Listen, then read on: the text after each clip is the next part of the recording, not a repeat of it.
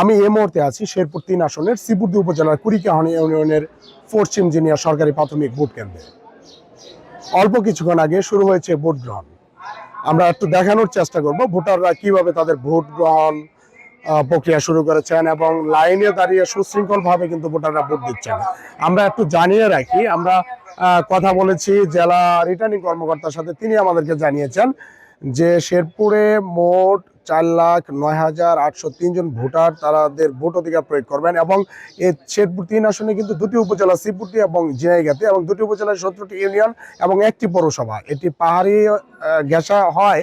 এখানে কিন্তু ব্যাপকভাবে আইন শৃঙ্খলা বাহিনী মোতায়েন করা হয়েছে। জেলা রিটার্নিং অফিসারের তথ্য মতে তিনি আমাদেরকে জানিয়েছেন 16 প্লাটুন বিজিবি, র্যাবের 14টি টিম এবং পুলিশের 26টি টিম সব বিভিন্ন ধরনের টিম কিন্তু এখানে কাজ করছেন। এবং এছাড়াও কিন্তু এখানে বিভিন্ন পর্যবেক্ষক রয়েছে। যেমন একটু জানিয়ে রাখি, নির্বাচন অফিসের কিন্তু মোট 18 জন পর্যবেক্ষক কিন্তু মাঠে কাজ করছেন।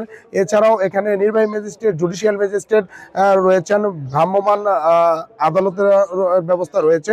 অর্থাৎ নিরাপত্তার চাদরে পুরো নির্বাচন এলাকা ঘুরে ঢেকে রাখা হয়েছে। আরেকটু জানিয়ে রাখি যে প্রত্যেকটি ভোট কেন্দ্রে কিন্তু 13 জন করে আনসার সদস্য রয়েছেন এবং 3 জন আনসার সদস্য অস্ত্রধারী এবং একজন আনসার যিনি অস্ত্রধারী এবং সুরক্ষা অ্যাপস ব্যবহারকারী, তিনি শুধুমাত্র প্রিজাইডিং কর্মকর্তা যিনি রয়েছেন কেন্দ্রের, তার নিরাপত্তার স্বার্থে তিনি দায়িত্ব পালন করবেন। এবং প্রত্যেকটি ভোট কেন্দ্রে কিন্তু 5 থেকে 6 জন করে পুলিশ সদস্য রয়েছেন যাদের বডি অন ক্যামেরা দেওয়া হয়েছে, তারা কিন্তু নিরাপত্তা প্রদান করবেন এখানে। এবং প্রিজাইডিং কর্মকর্তা জানিয়েছেন যে ভোটের আগেও যেমন নিরাপত্তা ব্যবস্থা জোরদার ছিল, আজ ভোটের দিনও একইভাবে থাকবে এবং ভোট গ্রহণ শেষেও কিন্তু ওই নির্বাচনী শেরপুর 3 যে এলাকা, এই এলাকাতে কিন্তু নিরাপত্তা ব্যবস্থা জোরদার রাখা হবে।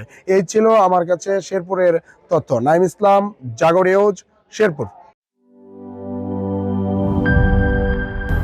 200-র বেশি সার্ভিস ও ফিচারে লেনদেনের সব বিকাশ অ্যাপে সম্ভব।